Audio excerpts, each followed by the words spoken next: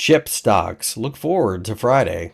Before we start, a quick word from our sponsor. This video is brought to you by XNS, the world's leading retail brokerage firm offering ultra-fast execution and no overnight fees. Look for a link in the description below.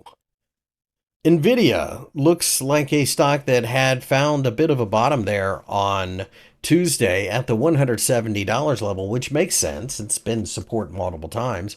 And on Thursday, of course, was not trading. It was Thanksgiving in the United States. But ultimately, I think we are in the midst of trying to form a bottoming pattern. Short-term pullbacks, I do believe, offer buying opportunities. And this is a market that I would never really consider shorting, at least not in this current environment. I think we are trying to, much like the larger market, form some type of consolidation era with a slightly bullish presence as we head into the holidays. So I'm a buyer on dips. I think Nvidia eventually tests $200 again.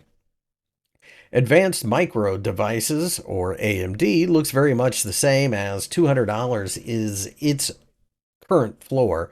We are hanging around the 50-day EMA, so maybe we get a little bit of a squeeze here, but I still think you have an opportunity on dips to pick up value. If we do break down, the 200-day EMA is just above the $170 level, which is basically where the gap is from a couple of months ago. So watch that. But I also recognize that in general, this whole sector moves together. And this looks to me like a sector that is trying to rally. $260 could be your destination eventually. Although we'll have to wait and see whether or not we have that kind of momentum. Pay attention to $233. The candlestick from the 20th, pretty ugly. So getting above there would be a huge victory for AMD. Intel looks like it is trying to fight its way back to the upside, but we, of course, have to worry about the holiday in the short term. Longer term, it probably rises along with everybody else, but Intel has a much harder fight. Intel was in the dumps for ages and has since just about doubled.